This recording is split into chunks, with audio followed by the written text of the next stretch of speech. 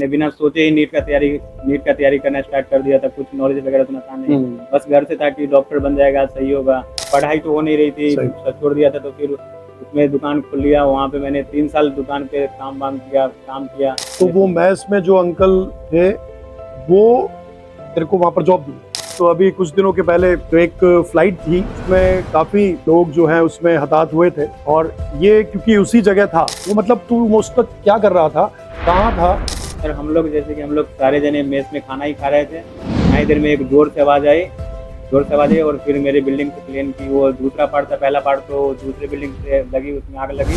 तो उसमें मतलब तू उस टाइम खाना खा के जस्ट हाथ धोने के लिए निकला था? हाँ सर, जस्ट मैं हाथ धोने के लिए निकला था। मतलब इसे किस्मत बोल सकते हैं अपन।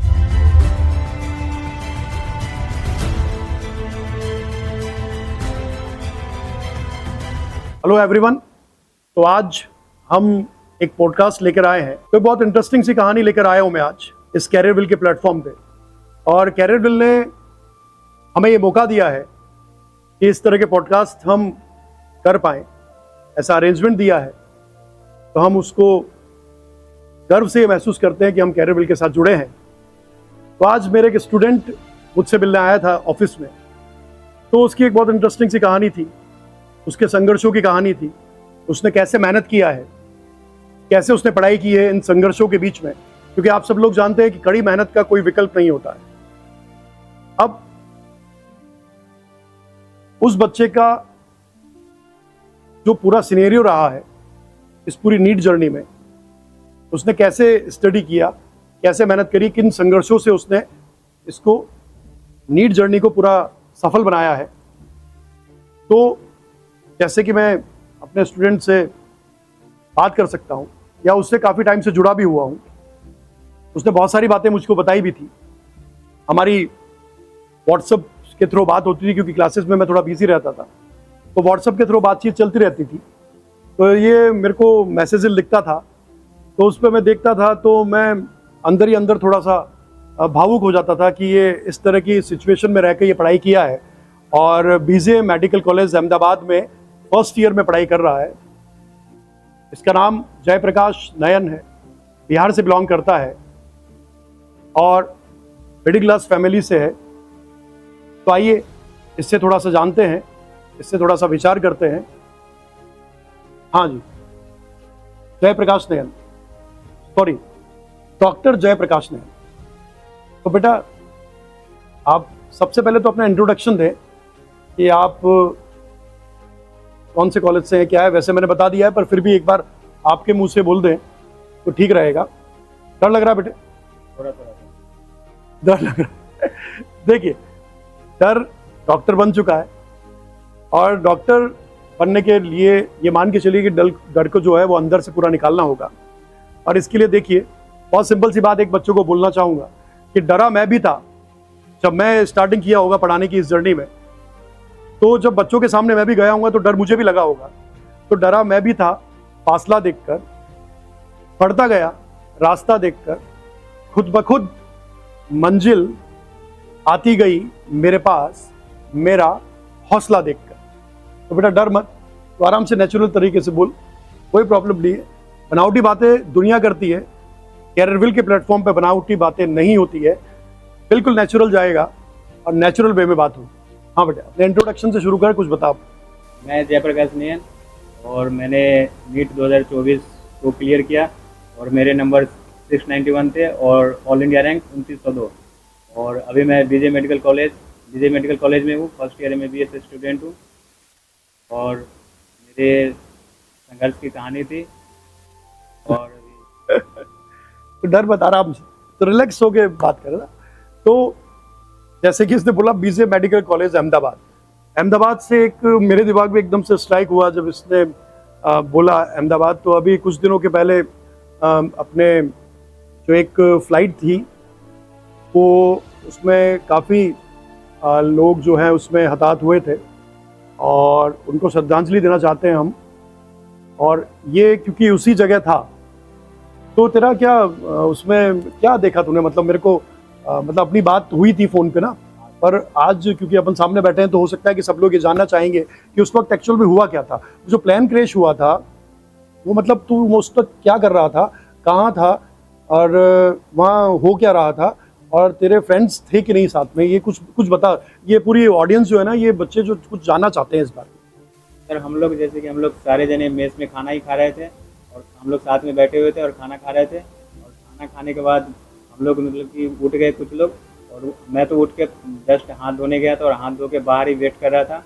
उतना ही देर में एक ज़ोर से आवाज़ आई और फिर मेरे बिल्डिंग से प्लेन की वो दूसरा पार्ट था, पहला पार्ट तो दूसरे बिल्डिंग से लगी, उसमें आग लगी, और पीछे का पार्ट था वो हमारे मेस की बिल्डिंग पे टकराई। और मेस की बिल्डिंग पे टकराने के बाद वो क्या हुआ कि पूरा आवाज़ आई ज़ोर से, तो हम लोग बाहर वेट कर रहे थे, और जब दीवार टूटी तो वो सीट वीट हम लोग के पैर वैर पे गिरा, पूरा अंधेरा हो गया था, और मैं सीढ़ी के जस्ट पास ही खड़ा था। तो हम तीन चार लोग जो भी थे वो तो बाहर निकल गए सीढ़ी के थ्रू, बाकी जो उधर थे तो उसमें दीवार वगैरह गिरा और मेरे इंजरी वगैरह हुई और डेथ वगैरह हुई। अच्छा, हम लोग के साथ तो में थे तुम्हें जो सारे। पहले आवाज आई तो तुम्हें ऐसा लगा होगा कि शायद कहीं कुछ कुछ गिरा होगा, कुछ ऐसे, मतलब ऐसा थोड़ी लगा होगा कि हाँ, प्लेन तो क्रैश होने वाला है। मुझे तो कुछ भी पता नहीं चला, मुझे बस ऐसा लगा जब आवाज़ आई तो मेरे को लगा बादल बादल वगैरह गरज हुई उसकी और बारिश होने वाली है। बारिश होने हाँ, इतना ही मैं सोच ही पाया था, उतना ही देर में दीवार टूटा और फिर सीधा मेरे पैर पे गिरा ईंट वीट, तो फिर पूरा अंधेरा हो गया। तो हम लोग तो कुछ समझ ही नहीं पाए क्या हुआ नहीं हुआ, फिर बाहर निकले तब आवाज़ आया प्लेन क्रैश हुआ, फिर हम लोग आग लगी हुई थी, हम लोग देखे, फिर प्लेन क्रैश हुआ, फिर हम लोग। सही बात। तो उसमें मतलब तू उस टाइम खाना खा के जस्ट हाथ धोने के लिए निकला था? हाँ सर, जस्ट मैं हाथ धोने के लिए अच्छा। निकला था। अच्छा, मतलब इसे किस्मत बोल सकते हैं अपन कि तू उस वक्त जो है खाना खा के हाथ धोने के लिए निकला। बाकी बहुत बड़ा लॉस है काफ़ी डॉक्टर्स का, और इन सब का ये बहुत बड़ा एक लॉस माना जाएगा। तो उन सभी को हम नमन करते हैं, श्रद्धांजलि अर्पित करते हैं कि भगवान उनकी आत्मा को शांति दे। तो बेटा ये तो बात हुई अपने एरोप्लेन प्लेन केस की, जैसे कि तू वहाँ पर था। तो अब इसके बाद अपन बात करें कि अब तेरी जर्नी क्या रही इसमें। ये नीट एस्पिरेंट जो बच्चा हमको देख रहा है, जो ऑडियंस हमें देख रही है, उसमें मैं पूछना चाहता हूँ कि तेरी जर्नी किस तरीके से शुरू हुई, ये थोड़ा मेरे को बता। मतलब शुरुआत कैसे हुई, तूने कैसे हमारे टच में आया, कैसे तू मेरे टच में आया, कैसे बात हुई, क्या रहा, ये सब चीज़ें मेरे को एक, ये बच्चे जो है ना ये सब जानना चाहते हैं, ताकि इनको प्रेरणा मिले कि भाई ये जो है संघर्ष के बावजूद भी हम मेहनत करके सफलता को प्राप्त कर सकते हैं। तो ये थोड़ा इनको बता, थोड़ा आराम से यार। सर मैंने 12th किया था, 12th करने के बाद मैं मतलब कि मेरा घर वाले थोड़ा गरीब है, उतना पैसा वैसा है नहीं, तो उन लोगों को आइडिया वगैरह भी नहीं था। मैंने बिना सोचे ही नीट का तैयारी करना स्टार्ट कर दिया था। कुछ नॉलेज वगैरह उतना था नहीं, बस घर से था कि डॉक्टर बन जाएगा, सही होगा, लेकिन अब फैमिली बैकग्राउंड उतना सही था नहीं, तो 1-2 साल तैयारी किया, फिर कुछ हुआ नहीं, ज़्यादा नंबर वगैरह नहीं आए। फिर मैंने क्या किया कि अपना छोटा सा दुकान वगैरह खोल दिया। अच्छा। गाँव में दुकान वगैरह खोल दिया। दुकान किस चीज़ का था अपना? सर मेरा स्टेशनरी का दुकान था। स्टेशनरी, मतलब कि भैया मेरे बड़े भैया का दुकान था, तो उन्हीं से कुछ सामान वगैरह लेके अब कुछ ना कुछ तो करना ही था।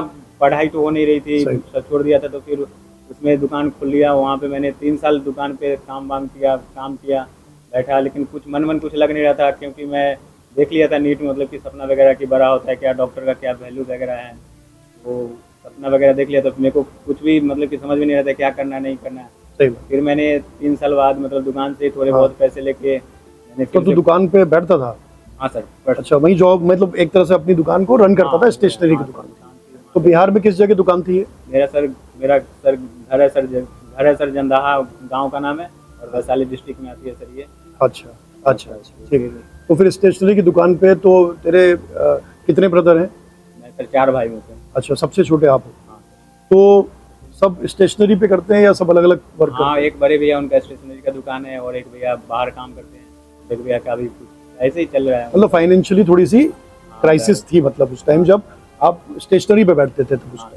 ठीक है, तो उसके मतलब आपके गांव में वहाँ पर नीट का क्या मतलब कि ऐसे तैयारी करते हैं नीट की, डॉक्टर ऐसे कुछ वहाँ पर आइडिया था गाँव में? गाँव में सर सही बोलो तो सर मैं पहला ही हूँ जो मतलब कि अभी नीट का तैयारी वगैरह कर रहा हूँ। बाकी तो अभी कर रहे हैं बच्चे लोग, अभी भी कर रहे हैं, कुछ है मेरे गांव के जो कर रहे हैं तैयारी। पर वो जो पहले जो शुरुआत करी थोड़ा सोच के, हाँ, तो वो तेरे को कैसे पता चला कोटा के बारे में कि ये नीट कोटा में जाके ऐसे तैयारी करनी चाहिए नीट की, क्या मतलब कैसे पता चला ये? सर मैं मतलब कि देखता था, मेरे जो और भी स्कूल के सीनियर थे वो बताते थे कि कोटा में मतलब ऐसा है, अच्छा है, वहाँ का माहौल वगैरह अच्छा है, वहाँ पढ़ाई वगैरह भी अच्छा होता है, अच्छा पढ़ाई का माहौल रहता है। बिल्कुल।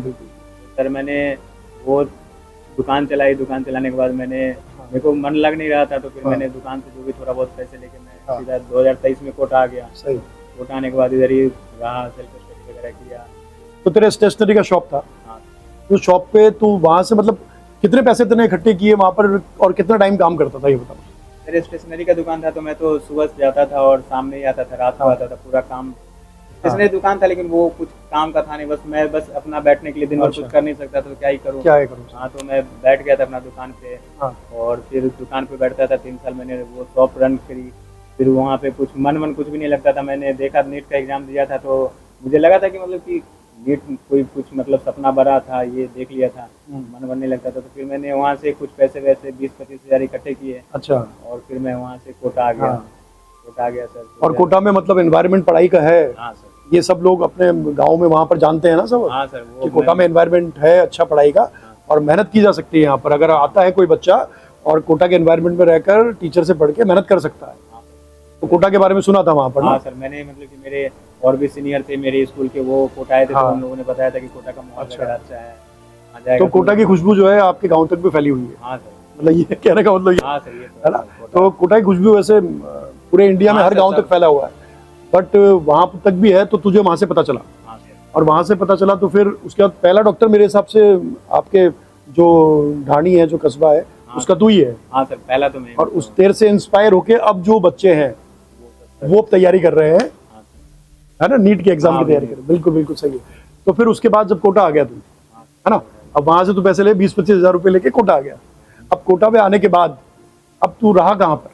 सर मैं कोटा आने के बाद मैं विज्ञान नगर में रहा सर। हाँ। और विज्ञान नगर में ही वहाँ पे आ गया था, वहाँ पे रूम वगैरह लिया। हाँ। और रूम वगैरह लिया तो फिर मेरे रूम मालिक से थोड़ा बहुत बातचीत हुई। हाँ। तो मैंने उनको अपना पूरा कहानी बताया कि थोड़ा मेरे को पैसा का क्राइसिस क्राइसिस। समझ में नहीं आ रहा क्या करूँ नहीं करूँ। तो उन्होंने फिर मेरे को थोड़ा बहुत बताया कि पास में ही मेस था, जिसमें उन्होंने मेस वेस लगाया। उन्होंने बोला कि देख ले, काम वगैरह कर सकते हैं। मैंने मेस में काम जाके मतलब उनसे बात किया, तो उन्होंने थोड़ा बहुत काम के लिए दिया, जैसे कि टिफिन को पहुंचाना वगैरह, सब्जी वगैरह लाना, ये सब काम वगैरह करना। अच्छा, तो मैस में तू जो है वो टिफिन घर पे पहुंचाना और लाना, मतलब ये काम कर। तो ये मुझे ये बात ये बता कि क्लास जब चल रही थी, जैसे जब कोचिंग ज्वाइन किया होगा तेरे, हाँ सर। तो कोचिंग ज्वाइन करने के बाद तो वो क्लासेस का टाइमिंग और तेरे ये टिफिन रखना लेके आना, ये मैथ्स वाले काम का ये टाइमिंग कैसे सेट होता था?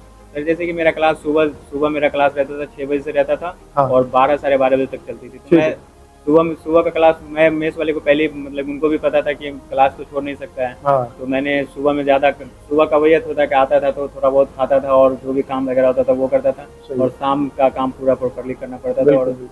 दिन में आने के बाद थोड़ा बहुत रेस्ट करता था, फिर पढ़ता था, फिर शाम का काम वाम करके फिर रात को पढ़ता था। अच्छा, तो ये फिर ये सेल्फ स्टडी का टाइम कब मिलता था? रात में? हाँ सर, रात में मैं करता था। मतलब मैथ्स का काम खत्म होने के बाद 8 बजे, 8 साढ़े 8 बजे तक मेस का मतलब कि फिनिश हो काम- जाता है। हाँ सर। अच्छा, उसके बाद फिर आप रात में सेल्फ स्टडी किया करते थे? तो आपका पूरा दिन काम में निकल जाता था, पर रात का जो टाइम था उसमें सेल्फ स्टडी आप करते थे, और इतने कम टाइम में आप 691 मार्क्स लेके आए। हाँ। ये बहुत बड़ी उपलब्धि है बेटा। ये हमारे लिए भी बहुत गर्व का विषय है कि ये हमारे साथ आके और पॉडकास्ट कर रहा है। और कॉलेज में अभी इसका थोड़ा ऑफ चल रहा था, तो इसने बोला कि सर आपसे मिलना चाहता हूँ। तो मैंने कहा आजा, मिलना चाहता है तो फिर मेरे को इसकी कहानी तो पता ही थी, संघर्ष कितना किया है इसने। क्योंकि एक मिडिल क्लास फैमिली के बच्चे के लिए घर से निकलना और पैसे लाकर खुद से स्टेशनरी पे बैठकर पैसे अरेंज करके अकेला आके, फैमिली वाले सपोर्ट नहीं कर रहे, खुद अकेला आके अपनी कोचिंग करना, अपना मैथ्स के अंदर काम करना, उस मैथ्स के अंदर काम करने के बाद अपनी सेल्फ स्टडी करना, तो ये बहुत बड़ी बात मानी जाती है। शायद से इतना संघर्ष तो मैंने भी अपने जीवन में नहीं किया होगा जितना कि इसने किया है। सही है ना बेटा? तो पर संघर्ष से तेने कुछ सीखा होगा। हाँ सर, मैंने वो संघर्ष से यही सीखा कि इंसान को अपना संघर्ष खुद करना पड़ता है। हाँ। चाहे वो आज करे कल करे, करना वो पड़ता है। आगे तो मेहनत करनी ही पड़ेगी, कभी ना कभी तो संघर्ष करना ही पड़ेगा आगे निकलने के लिए। हाँ सर। तो ये मैं नीट एस्पिरेंट जितने भी बच्चे हैं ना, इन सबसे यही बोलना चाहता हूँ कि आप बहुत जल्दी हताश हो जाते हो, हताश मत हो। अपने अंदर एक उम्मीद की किरण बनाए रखो। आप जितनी मेहनत करोगे उतना आपको फल मिलता जाएगा, और सब्र का फल मीठा होता है। आपको सफलता जरूर मिलेगी। उसका एक जीवंत उदाहरण मेरे सामने डॉक्टर की फॉर्म में बैठा हुआ है जो आगे जाके बहुत सारी जिंदगियों को बचाने वाला है। सही है ना बात? हाँ सर। जय। अब मैं तो शॉर्ट फॉर्म में तेरे को जय ही बोलता हूँ, हाँ है ना? तो अब ये बात बता मेरे को कि जो कोटा आ गया उसके बाद जब तूने पढ़ाई शुरू किया, हाँ पढ़ना शुरू किया, तो क्या स्टार्टिंग में तेरे को मतलब चीजें समझ में आती थी या नहीं आती थी, क्या चलता था मतलब मुझे? सर, थोड़ी बहुत समझ में आती थी। हाँ और उसके बाद मैंने मेहनत वगैरह किया, थोड़ी बहुत समझ में आती थी। हाँ। फिर मैंने डाउट काउंटर पे डाउट वाउट पूछता था सर से, हाँ। तो फिर मेरे को धीरे धीरे समझ में आने लगी। हम्म। और फिर मैंने पढ़ता गया और फिर चीजें धीरे धीरे ठीक होने लगी, फिर धीरे धीरे ठीक होने लगी। धीरे धीरे ठीक होने लगी। अच्छा, मतलब अपन ये कह सकते हैं कि अगर किसी का बेसिक अगर वीक है तो वो भी चाहे तो वो अच्छी मेहनत कर सकता है। हाँ सर, सिर्फ मेहनत पे डिपेंड करता है कि मेहनत आप पे। मेहनत कितना कर रहे हो। बाकी तो बेसिक वगैरह आप मेहनत करोगे तो सब क्लियर हो जाएगा। ऑटोमेटिक क्लियर हो जाएगा। हाँ। और दूसरी बात, क्या तू टीचर से डाउट पूछता था? हाँ सर, मतलब उनसे जुड़ा रहता था? हाँ सर, टीचर से जुड़ा रहना ही या पड़ेगा। फिर ऐसे तो नहीं करता था ना कि जैसे क्लास में चले गए और फिर चल के फिर घर आ गए, फिर पढ़ लिए, फिर चले गए, घर आ गए, टीचर से कोई बात ही नहीं कर दी? तो ऐसा तो नहीं चलता था? ऐसा हो ही नहीं सकता सर। अगर टीचर आ गए हैं तो उनको मैंने जब पैसा वगैरह दिया तो उनसे पूरा सपोर्ट लेना पड़ेगा ना सर। हाँ। कि मतलब कि कैसे हाँ, मतलब उनसे पूरा सही। पढ़ना पड़ेगा, पूरा सब कुछ लेना नहीं पड़ेगा। मतलब कुछ लोग, कुछ बच्चों की ये मेंटेलिटी होती है, डर लगता है उन्हें। जैसे आते ना तो कि टीचर पता नहीं क्या बोलेगा, डाउट कैसे पूछूं मैं, मुझे शर्म आ रही है, मैं क्लास में कैसे डाउट पूछूं। फिर वो घर चले जाते हैं, वो डाउट इकट्ठा होता रहता जाता है, तो वो सिलेबस धीरे धीरे बैकलॉग इकट्ठा होता है। burden तो तू उसमें क्या करता था? टीचर से कैसे बात करता था, क्या पूछता था, मुझे ये बता।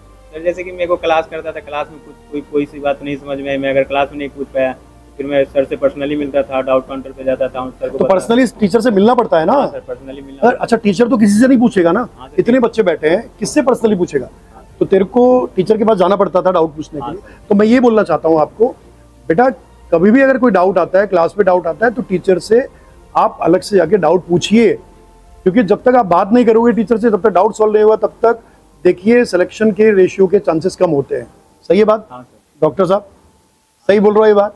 तो आपने इस पे काम किया था, आपने डाउट पूछा था। अच्छा, आपने मेरे से डाउट पूछे थे? हाँ सर, मैं तो सर, आप तो सर सामने से आपका तो बात ही अलग था सर। जैसे कि आप सामने से मतलब कि जब तक सेटिस्फाई नहीं हो जाओ तब तक छोड़ते ही नहीं थे। और आपका पढ़ाने का बात ही अलग था सर, मतलब कि पूरा हंसते हंसते पूरा और इनऑर्गेनिक खत्म कर देना। तो मतलब तेरे को क्लास के अंदर, मेरी क्लास के अंदर तेरे को मजा आता था? पूरा सर, पूरा मजा। अच्छा, टॉपिक का फील आता था? पूरा मजा आता सर, पूरा मतलब कि ऐसा लगता था कि मतलब कि इनऑर्गेनिक ऐसे भी थोड़ा समझ में नहीं आते, लेकिन आपसे पढ़ने के बाद लगा था कि हाँ मतलब कि पूरा समझ में आता। अच्छा, पूरी जगह एक मार्केट में ये अफवाह है कि इनऑर्गेनिक जो है वो रटने वाला सब्जेक्ट है।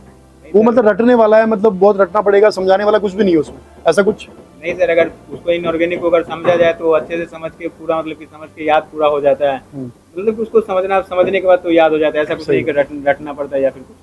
नहीं। तो तुझे ऐसा लगा कि मतलब मैंने जब पढ़ाया तो शायद मैंने क्या रटवाया सबको? नहीं सर, रटवाना तो क्या ये समझने वाला टॉपिक है? हाँ सर, पूरा समझने वाला एक टॉपिक कॉन्सेप्चुअल है?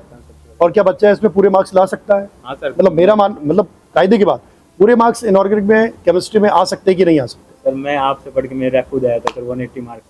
180 मार्क्स था तेरा केमिस्ट्री में? हाँ सर। इसका केमिस्ट्री में, डॉक्टर साहब का केमिस्ट्री में 180 आउट ऑफ 180 था।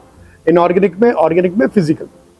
अब आप देख लो कि केमिस्ट्री इनऑर्गेनिक रटने का सब्जेक्ट नहीं होता बेटा, समझने का होता है, कॉन्सेप्चुअल होता है। जितनी भ्रांतियां लोगों ने फैलाई हुई है, शायद मेरे हिसाब से उन बच्चों को बाहर निकलना चाहिए और बात को समझ। अच्छा, कौन सा नंबर मेरा जो है वो फेमस है?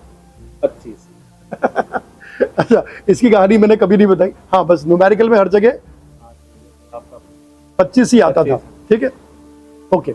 अच्छा, अब एक बात और बता मेरे को कि जब तू टाइम टेबल, टाइम शेड्यूल कुछ बनाता था क्या? मतलब अपना कुछ मतलब बैकलॉग को सही करने का या रिवीजन करने का कुछ तरीका था क्या तेरा? सर मेरा जैसे ये था कि मैं जितना देर क्लास करता था, मेरा बस, मैं ज़्यादा टाइट शेड्यूल करता नहीं था कि मतलब कि मेरे को आज इतने घंटे पढ़ना है, इतने ये करना है। मेरा बस ये था कि मैं जितने घंटे का क्लास कर रहा हूँ उतना घंटे का मेरे को सेल्फ स्टडी करना है। अगर मेरा 7 घंटे का क्लास चलता है तो 7 घंटे का मेरे को सेल्फ स्टडी करना है। और सेल्फ स्टडी में ऐसा नहीं है कि मैं उसमें भी प्लान करता था कि नहीं मेरे को 3 घंटे केमिस्ट्री पढ़ना है, 2 घंटे है। मैं पहले तो मैं ये करता था कि मेरे को 7 घंटे कैसे भी एक जगह पे बैठ के पढ़ना। अच्छा, ये तेरा फिक्स था? हाँ, ये कि 7 आवर्स मुझे सेल्फ स्टडी में देने ही देने हैं। सिर्फ जितना देर का मेरा क्लास है उतना देर मेरे को बैठना है। क्या मैं बैठ के, अगर मेरे को पढ़ने का मन नहीं करे फिर भी मेरे को बैठना है। तो मैं थोड़ा बहुत हैबिट करते गया कि अच्छा, तू एक बार बता मुझे, तू बैठ के पढ़ाई करता था या तू बेड पे लेट के पढ़ाई करता? मैं तो सर बेड पे क्या ही पढ़ना, मैं तो बैठ के पूरा टेबल चेयर लगा। अब कुछ बच्चों की ऐसी स्थिति होती है कि बोलना नहीं चाहिए, बट कि वो बोलते हैं कि मैं तो लेट के पढ़ाई कर रहा हूँ और लेटे लेटे सो जाते हैं, वो रिवीजन भी नहीं हो पाता, कुछ भी नहीं हो पाता, वो टाइम खराब हो जाता है। तो मेरे हिसाब से चेयर पर टेबल लगा के प्रॉपर तरीके, एक जगह ऐसी बेटा फिक्स कर लो, उस जगह को ब्रह्म स्थान बना लो आप।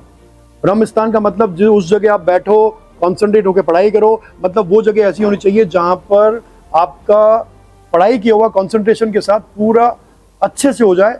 आपको ऐसी एक जगह बनानी पड़ेगी, मेरा मानना है। क्या बोलते हो आप? हाँ सर, मतलब प्रॉपर टेबल चेयर होना चाहिए, वहाँ पे आराम से बैठ के, और मेरे हिसाब से बस जो पढ़ना है उस टेबल पे उतना ही चीज़ होना चाहिए। एक पानी का बोतल होना चाहिए, जब भी थोड़ा बहुत नींद आए तो पानी पी लो। और मेरा बस यही है कि वो जो होता है कि इंसान जो है वो इंसान होता है, मशीन नहीं होता है।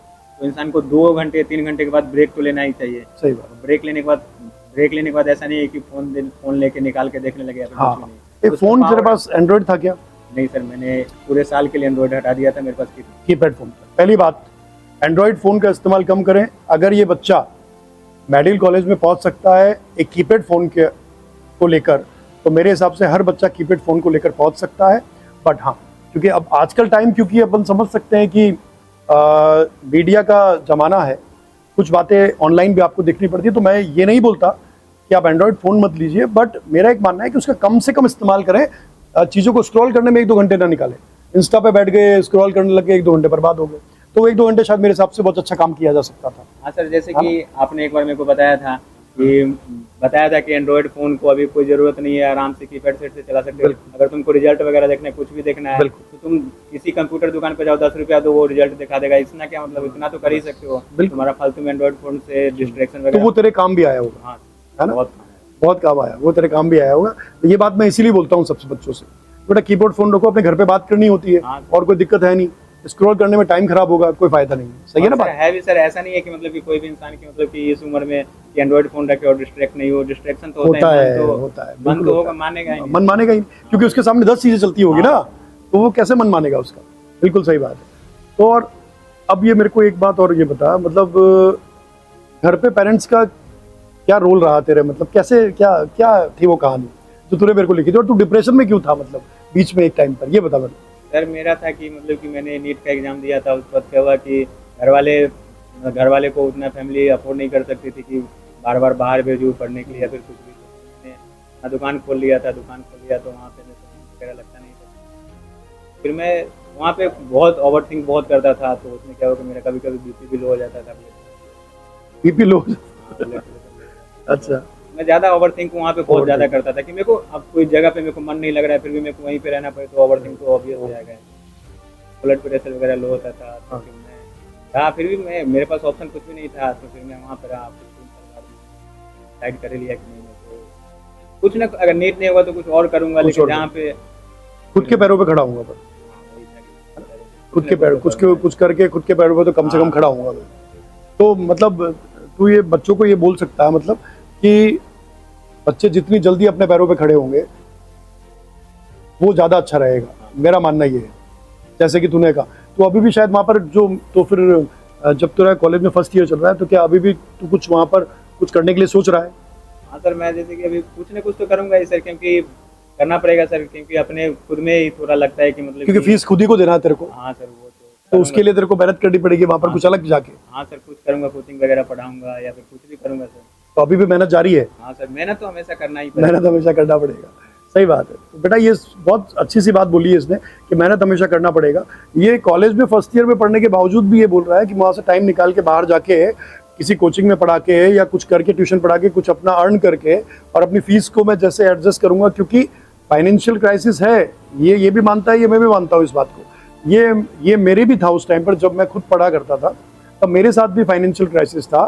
तो फादर ने कैसे पैसे अरेंज किए हैं, या इसके पिताजी ने कैसे पैसे अरेंज किए होंगे, या स्टेशनरी से कैसे इसने करके पैसे को लेके गया होगा, ये बहुत बड़ा इश्यू बन जाता है, बहुत बड़ा विचार करने वाला एक टॉपिक बन जाता है।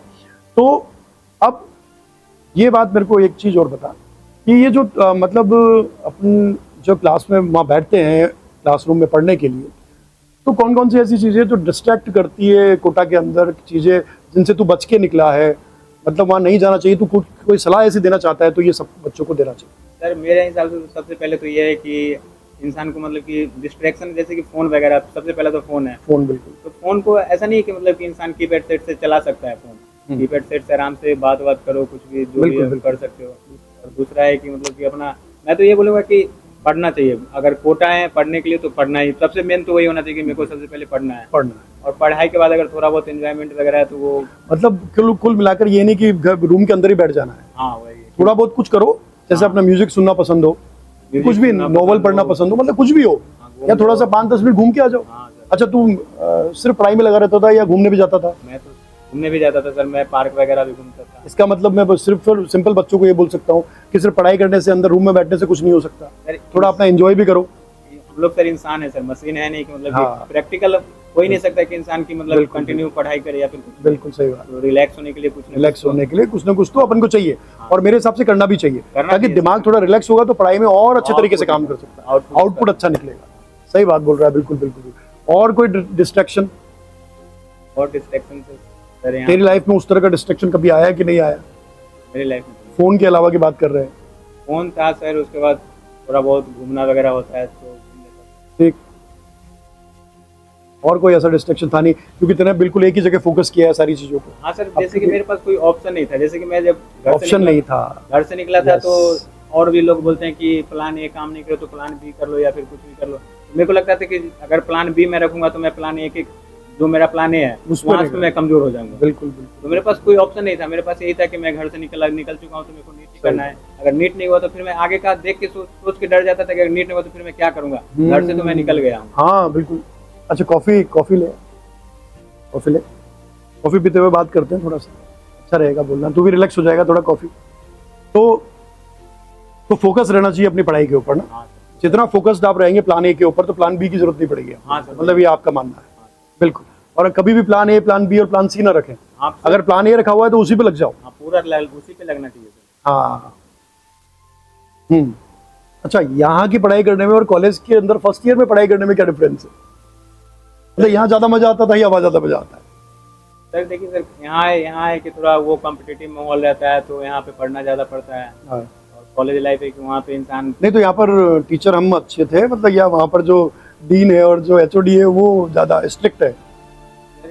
यहाँ पे आप लोग थे तो आप लोग मतलब कि आते थे क्लास में तो पढ़ाते थे तो वो पूरा समझ वगैरह में आता था। लेकिन वहाँ प्रोफेसर वगैरह आते हैं तो वो लोग पूरा लेक्चर आते हैं। और एक डर भी रहता होगा थोड़ा सा हाँ, सर। कि भाई ये एचओडी है, डीन है, तो यार कैसे है। हाँ, अच्छा, और व्हाइट कोट सेरेमनी तूने मेरे को पिक भेजे थे उस टाइम, हाँ, तो बहुत अच्छा लगा मेरे को देख के, वो व्हाइट कोट सेरेमनी जो हुई थी कॉलेज में तेरी, है ना। और मतलब तो ज्यादा फैमिलियर माहौल हम लोगों से रहता था या वहाँ पर रहता? सर अभी तो सर यहीं पे रहता सर, कोटा में रहता था। तो अभी भी कोटा में तू, यहाँ पर फ्रेंड्स हैं तेरे? हाँ सर, बहुत सारे। अच्छा, तो वहीं रुका हुआ है वहीं, है ना। बढ़िया बढ़िया बढ़िया। तो और क्या बच्चों को बताना चाहता है तू सेल्फ स्टडी में, कि और बच्चों को क्या करना चाहिए जिससे सिलेक्शन के चांसेस उनके बढ़ जाए? सर जैसे कि मेरा तो यही है कि आप, जैसे बायो में कुछ बताना है, फिजिक्स में बताना है, केमिस्ट्री में कुछ बताना है? बायो तो सर मैं एनसीईआरटी से कभी बाहर गया ही नहीं। ठीक, मेरा ठीक, था कि मैं बायो का कोई चैप्टर पढूं, एनसीईआरटी से पूरा पढूं, और उसके बाद मैं उसके रिलेटेड 50-60 क्वेश्चन करता था अच्छा। बायो में, और एनसीईआरटी से बाहर जाता नहीं था बायो में। अच्छा तो एनसीईआरटी पढ़ता था अपना, उसके बाद अच्छा, तूने कुछ शेड्यूल बना रखा था कि मेरे को कौन से टॉपिक कब पढ़ने हैं, कौन से टॉपिक कब पढ़ने हैं, ऐसा कुछ? सर मैंने जैसे कि बायो का बनाया था कि मेरे को एक चैप्टर पढ़ने के लिए 2-3 घंटे लगे, और मेरा सबसे अच्छा काम ये था कि मैं जब भी पढ़ता था बायो, कोई भी सब्जेक्ट पढ़ता था, तो मैं ये नहीं था कि मैं बस किताब लेके या फिर नोट्स लेके बैठा हूँ और पढ़ रहा हूँ। मैं एक दूसरा रफ भी रखता था और लिख के पढ़ता था। तो उससे क्या होता था कि मेरा कोऑर्डिनेशन ज़्यादा रहता था और मेमोरी टाइम ज़्यादा रहता था लिख के पढ़ने। मेरा बायोलॉजी में ये पूरा काम आया था और मेरे बायोलॉजी में पूरे नंबर भी थे। अच्छा, बायो में कितने मार्क्स हैं? मेरे सर 360 भाई बायो में देख लीजिए, केमिस्ट्री में 180 आउट ऑफ 180 और बायो के अंदर 360 आउट ऑफ 360। इसमें बायो तेरा परफेक्ट था, केमिस्ट्री तेरा परफेक्ट था। फिजिक्स में सर वही था कि थोड़ा बहुत वो जो बोलते हैं ना कि इंसान कितना भी कुछ कर ले, लेकिन जब गलती होना होता है तो गलती, छोटी मोटी गलतियां हो जाती है। वरना हो सकता था 691 मार्क्स जो है ना, ये 720 भी हो सकते थे। हाँ सर, वो तो संभावना हो सकती थी। मलाल तो सर हर किसी को रहता है, हर चीज का, लेकिन बिल्कुल बिल्कुल, कोई बात नहीं बेटा, फिर भी 691 मार्क्स जो है ना वो भी बहुत मायने रखता है। और कॉलेज में तू जिन संघर्षों के बावजूद कॉलेज में गया ना, ये भी बहुत मायने रखता है। ये हर किसी के बस की बात नहीं है कि इतना मेहनत करने के बाद, इतने संघर्षों के बाद वो कॉलेज में जाए। हो सकता है बहुत से लोग हिम्मत हार जाते हैं साहब, बहुत लोग इस चीज को देखकर हिम्मत हार जाते हैं, पर ये ऐसा जो हिम्मत नहीं आ रही है, मतलब समझने वाली बात, सीखने वाली बात ये है, हिम्मत नहीं आ रही है। हिम्मत नहीं आ रही है तो इसको फल मिला है, और फल इतना अच्छा मिला है कि मतलब जो जिंदगी संवर गई है, और आगे जाके हो सकता है कि पूरी परिवार की जिंदगी बहुत अच्छे से ये संवार दे। हाँ सर, वो तो ऐसा बिल्कुल सही बात है ना, अपने पेरेंट्स को अच्छे से वो जिंदगी दे जो शायद इससे पहले कि वो नहीं मिल पा रही हो, या वो फैसिलिटी दे या वो सुविधाएं दे जो पहले नहीं मिल पा रही थी। अच्छा, तेरा अब यूजी के बाद पीजी में क्या सपना है? तो सर अभी तो सर मैंने ज़्यादा मतलब कि मैं जब नीट का तैयारी कर रहा था उस समय मेरे को थोड़ा बहुत था कि न्यूरो सर्जन बनूंगा मैं। हाँ। लेकिन अभी जब कॉलेज में गया तो मेरे को अब वही सब लग रहा है कि पहले एमबीबीएस सही से हो जाए, सही उसके से हो बाद जाए। पीजी का तो एमबीबीएस में प्रेशर रहता है थोड़ा ना, थोड़ा पढ़ाई का प्रेशर है कि नहीं है? हाँ सर, रहता है, थोड़ा बहुत रहता है। अच्छा, उस पढ़ाई के प्रेशर में नीट का जो ये पढ़ाई है, ये आसान लगता है या मुश्किल लगता है? अभी तो सर नीट ही मेरे लिए मुश्किल था। वहाँ तो सर एग्जाम से पहले थोड़ा बहुत पढ़ लो, पास होना। मतलब एमबीबीएस आराम से, कोई दिक्कत नहीं आती है ना? हाँ ऐसे सर, तो अभी तो कोई दिक्कत नहीं है, हाँ, क्योंकि फर्स्ट ईयर चल रहा है अभी ना। हाँ, तो अभी तो सर फर्स्ट ईयर कंप्लीट हो गया होगा मेरे हिसाब से। अभी नहीं हुआ सर, अभी सितंबर में मेरा अच्छा, सितंबर में तेरा एग्जाम है? Annual exam. अच्छा अच्छा, ओके। तो अभी छुट्टियां किस चीज़ की लगी हुई है? अब जो बीच में ब्रेक क्या है? सर अभी सर जैसे वो प्लेन क्रैश हुआ था तो मैं डर के घर चला गया था। अच्छा, वो प्लेन क्रैश के बाद वो डर के तू घर चला गया? हाँ, तो मैंने एक लाइन बोली थी तेरे को, डर गया था बेबी। हाँ वही सर। तो डर तो लगता है बेटा। खैर, घर वाले भी हाँ, जो है अपने फैमिली वाले भी चिंतित होंगे कि बच्चा कैसे है, कहाँ पर क्या है। तो घर चला गया तो फिर मैं उधर से आ रहा था, फिर मैं इधर कोटा में। अच्छा, फिर वो तूने हमारे कैरियर बिल के बारे में सुना? हाँ सर। तो सुना तो फिर तूने क्या देखा, क्या सोचा, पहले दिमाग में क्या विचार आया? मैं तो सर यही विचार है कि मतलब कि एक साथ सारे फैकल्टी मतलब इतने अच्छे अच्छा, फैकल्टी जो 9 फैकल्टी है वो जोरदार है या नहीं? एक नंबर। मतलब ये सब लोग ये जानना चाहते हैं, है ना? तो ये क्योंकि अभी कॉलेज में जा चुका है तो हम तो इसको कुछ भी ऐसे बोल नहीं सकते, क्योंकि ये हमसे पढ़ा हुआ है। तो अब तेरा मानना क्या है कि कैरियर बिल में फैकल्टी जोरदार है या नहीं? हाँ सर, बहुत अच्छा। क्या ये फैकल्टी सक्षम है बच्चे को रिजल्ट देने के लिए, सिलेक्शन के लिए? हाँ सर, पूरा सिलेक्शन मतलब पर शर्त क्या रहेगी कि बच्चे को मेहनत हाँ, बच्चे को खुद से मेहनत करेगा तभी कोई भी आगे निकलेगा। अगर वो मेहनत करता है तो तुझे क्या लगता है हमारे साथ क्या वो सिलेक्शन तक जा सकता है? हाँ सर, 100%। उसको बढ़िया कॉलेज मिल सकता है? हाँ, मिल सकता 100% है, मिल सकता है, या 101%? 101%। कन्फर्म है? तो बच्चों को क्या बोलेगा कैरियर बिल के लिए? मैं तो यही बोलूँगा कि मतलब कि कैरियर बिल में सारे फैकल्टी अच्छे हैं, एक नंबर है, टॉप फैकल्टी है सारे, जितने कोटे में जितने भी टॉप हो सकते थे सब कैरियर बिल में ही है। हाँ। तो आराम से मतलब कि जो सर पढ़ाए उनका सर का नोट्स वगैरह मोर देन सफिशिएंट है, सर का नोट्स वगैरह पढ़े और सेल्फ स्टडी मतलब कि क्लास होने के बाद। और सबसे मेन बात तो ये होती है कि जिस दिन आप कोचिंग ज्वाइन कर रहे हो, एक मन में एक प्रण ले लो कि मेरे को क्लास एक भी एब्सेंट नहीं करना। हाँ, बहुत मतलब बहुत रीजन हो तब कर सकते हो, लेकिन क्लास जहाँ आप क्लास एब्सेंट करते हो वहीं से आपका कंसिस्टेंसी बिगड़ जाती है। भाई मेडिकल रीजन होता है तो अपन को लगता है भाई 2-4 दिन तबियत खराब, बुखार आ गया, पर जानबूझ के क्लास छोड़ना ठीक नहीं। ना फिजिक्स, ना केमिस्ट्री, ना बायो, मतलब क्लास नहीं। तूने एक भी क्लास मिस नहीं किया? मैं नहीं छोड़ा। मेरी क्लास मिस की? नहीं सर, एक भी मिस नहीं किया? कोई क्लास मैंने सोच के, मेरे पास ऑप्शन ही नहीं था सर, मैं सोच के आया था कि मेरे को करना है तो करना है कैसे भी करके। मैंने क्लास वगैरह तो एक भी मिस नहीं किया था। और सबसे बड़ा बात ये होता है कि इंसान टेस्ट पेपर होता है, तो टेस्ट पेपर में क्या होता है कि इंसान ये सोच लेता है कि मेरा सिलेबस कंप्लीट नहीं है तो मैं कैसे टेस्ट दूँ। कभी टेस्ट देने के लिए कभी मार्क्स के बेसिस पे टेस्ट देना ही नहीं चाहिए, बस उसमें देखना चाहिए कि मेरा इम्प्रूवमेंट मेरा जितना सिलेबस कंप्लीट हुआ उसमें मेरा इम्प्रूवमेंट हो रहा है कि नहीं। अच्छा, तू जो ये टेस्ट पेपर जो करता था सॉल्व, तो मतलब ये टेस्ट पेपर तू सॉल्व करता था तो तेरी स्ट्रेटेजी क्या रहती थी उसमें, ये बताना। जैसे माइनर टेस्ट हुआ या मेजर टेस्ट हुआ, जो भी हुआ है ना, तो उनको तू कैसे करता था, मतलब किस तरीके से करता था? सर जैसे कि बच्चों को क्या करना चाहिए, मतलब उसके अंदर मेरा ये सोच रहा है। सर मेरा तो ये स्ट्रेटेजी था कि मैं सबसे पहले पेपर होता था तो मैं बायो करता था। बायो करने के बाद बायो के सारे क्वेश्चन करने के बाद मैं उसका OMR फिल कर लेता था। फिर केमिस्ट्री करता था, केमिस्ट्री का पूरा OMR फिल करता था। फिर लास्ट में फिजिक्स आता था, उसका करने के बाद OMR फिल करता था। और उसके बाद जो डिफिकल्ट, पहले राउंड में मैं जो इजी क्वेश्चन होता था वो करता था, फिर सेकंड राउंड में मैं डिफिकल्ट क्वेश्चन पे जाता था, और उसका जो भी होता था उसका मैं साथ में OMR फिल करते रहता था। अच्छा, ये क्या बच्चों को टेस्ट लगातार देना चाहिए या बीच में छोड़ देना चाहिए? टेस्ट तो सर पूरा देना चाहिए। अगर आपने टेस्ट देने से ही पता चलता है कि आप किस लेवल में हो, आपका कुछ बच्चे कुछ बच्चों की ये दिक्कत है कि वो टेस्ट पेपर बीच में छोड़ देते हैं किसी कारण से। वो तो कहते हैं कि सर नहीं दे पाया, मेरा तैयारी नहीं हो पाया। ये गलत बात है। टेस्ट पेपर कैसी भी तैयारी हो, किसी भी तरह की हो, पूरा कंप्लीट देना चाहिए, मानता है? हाँ सर, होना ही चाहिए, है ना? जितना टेस्ट पेपर देगा उतना पता चलेगा ना। हाँ सर, इम्प्रूवमेंट उससे। अच्छा, तेरे पहले माइनर में क्या नंबर आए होंगे? मेरे सर पहले माइनर में सर 653 नंबर आए थे। उसके बाद मेरे सर 648 ऐसे करके। अच्छा, तो ये लगभग 650 के आसपास तेरा चलता रहा था? हाँ सर, 600 650 मेरा चलता रहता। तो 600 650 नंबर इसका माइनर में टेस्ट में इनमें चलता रहता था और फाइनली 691 आया। हाँ इसका मतलब उनसे तो इम्प्रूवमेंट हुआ ना तेरा, हाँ उन्हीं से इम्प्रूवमेंट हुआ, तो लास्ट में फाइनल पर कितना अच्छा रिजल्ट देखने को मिला। तो इम्प्रूवमेंट टेस्ट से होता है, तो बच्चों को टेस्ट नहीं छोड़ना चाहिए। हाँ सर, वही है कि अब इंसान सोच लेता है कि अभी मैं टेस्ट नहीं देके पढ़ लूंगा 3 घंटे फालतू में टेस्ट। तो बात वही है कि जब पढ़ने का था तो उस समय हर चीज़ का एक समय होता है, जब पढ़ना था वहाँ पढ़ना। अभी टेस्ट का समय है, तो अभी टेस्ट की तो कोई मतलब नहीं है कि मतलब कि आप टेस्ट छोड़ के उसी का पढ़ रहे हो तो फिर क्या ही मतलब है। तो फिर क्या ही मतलब, सही बात। टेस्ट है तो उसको टेस्ट तो देना ही पड़ेगा। ठीक ठीक ठीक, बिल्कुल बढ़िया, बिल्कुल। तो तब ये हमारे डॉक्टर साहब जिनकी जीवनी के बारे में थोड़ा सा हमने यहाँ पर बात की।